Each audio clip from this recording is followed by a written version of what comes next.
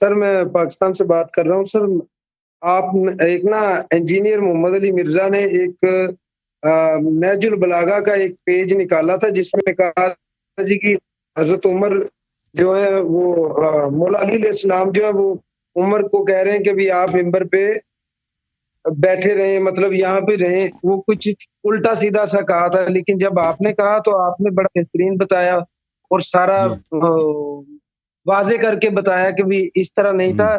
علی علیہ السلام نے کہا کہ تم بھاگ جاؤ گے اس لیے تم نہ جاؤ. یہاں پہ ایک اور سر ہے کہ بھی ایک مولوی نے کہا کہ بھی کشف الامہ جلد 2 پیج نمبر 300 میں جو عبد الحسن بن علی بن عیسیٰ بن فتح ارملی جو ہے اس نے کوئی کہا ہے کہ بھی امام باقر علیہ السلام نے کہا ہے کہ ابو بکر جو ہے وہ صدیق ہے اس طرح سے سر.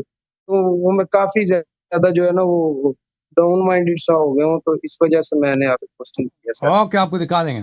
دیکھیں وہ جو آپ کہہ رہے ہیں نا کشف الغمہ والی، وہ شیعوں کی حدیث نہیں ہے، وہ مسند احمد بن فضائل احمد والی حدیث ہے، مخالفین کی حدیث ہے.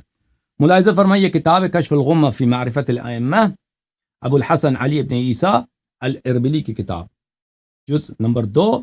یہاں پر وان عروہ سے عروہ ابن عبداللہ ابن زبیر سے روایت ہے جی ہاں کہ وہی بات کہ امام باقر علیہ السلام نے کہا نعم الصدیق نعم الصدیق نعم الصدیق، ابو بکر بہترین صدیق ہے. ٹھیک ہے، حضرت امام باقر علیہ السلام سے یہ روایت انہوں نے نقل کی. تو یہ شیعوں کی کتاب نہیں ہے، یہ شیعوں کی حدیث نہیں ہے. ملاحظہ فرمائے کتاب کشف الغمہ کے افتتاح میں، اس کے مقدمے میں، جز نمبر 1 چھاپ دار الاضواء، یہاں پر یہ مقدمۃ المؤلف ہے، یہاں پہ اس کا مقدمہ ہے. یہ کہتے ہیں وَاعْتَمَدْتُ فِي الْغَالِبِ النَّقْلَ مِنْ كُتُبِ الْجَمْهُورِ لِيَكُونَ أَدْعَى إِلَى تَلَقِّيهِ بِالْقَبُولِ. کہتے ہیں کہ میں نے اس کتاب میں جتنی احادیث لائی ہیں، میں نے اکثر اس میں میں نے اعتماد کیا ہے جمہور مسلمانوں کی جو اکثریت ہے. جمہور کس کو بولتے ہیں؟ اکثریت. جو عام مسلمان اکثریت ہیں ان کی کتابوں پہ میں نے اعتماد کیا ہے، تاکہ ان کے کتابوں سے میں اہل بیت علیہ السلام کے متعلق روایات نقل کروں، تاکہ مخالفین پہ میں حجت لے کے آؤں. سمجھ میں آئی نا بات آپ کو؟ تو یہ مصنف نے خود کہا ہے. اور یہی حدیث جو نعم الصدیق والی حدیث ہے، فضائل صحابہ جو احمد کی فضائل ہے، جلد نمبر 1 چھاپ دار ابن الجوزی میں. ملاحظہ فرمائیے اب علی عروہ ابن عبداللہ سے وہی حدیث 655 عروہ ابن عبداللہ سے روایت ہے. میں نے امام باقر علیہ السلام سے پوچھا ما قولک فی حلیت السیوف، ہم تلواروں کی کیا کریں؟ تلواروں کی جو ہے زینت، حلیہ بولتے ہیں زینت، حلیت السیوف، تلوار کو زینت دیں. تلوار میں مثلا نقش و نشان بنائیں، اس کو زینت دے دیں، اس کے متعلق کیا کہتے ہیں؟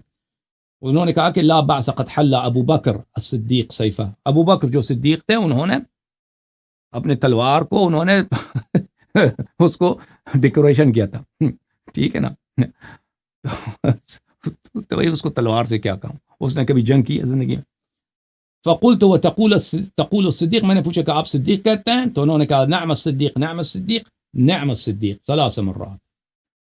وہی حدیث ہو بہو، یہ مخالفین کی کتاب ہے. اربلی صاحب سے بہت پہلے احمد بن حنبل نے اپنے کتب میں لایا ہے، اور اربلی صاحب نے خود کہا ہے کہ میں مخالفین کے کتب سے نقل کر رہا ہوں. تو وہ شیعوں کی حدیث نہیں ہے، وہ مخالفین کی حدیث ہے. ٹھیک ہے نا؟ سمجھ میں آئی نا آپ کو بات؟ آپ کو وہ شیعوں کی حدیث نہیں ہے. مصنف اپنے کتاب میں وہ خود کہتا ہے کہ میں مخالفین کے حدیث نقل کرنا چاہتا ہوں اس کتاب میں. پھر اسی اور یہ فتح کشف الغمہ میں ملاحظہ، یہ کشف الغمہ جلد نمبر 2 صفحہ نمبر 360. ٹھیک ہے نا؟ وان عروہ ابن عبداللہ، وہی نعم الصدیق والی روایت جو ہے، کہ کوئی سند بھی ذکر نہیں کر رہے، عروہ ابن عبداللہ. تو یہ جو حدیث ہے یہ مخالفین کی حدیث ہے، شیعوں کی حدیث نہیں ہے. بہت مہربانی آپ کی.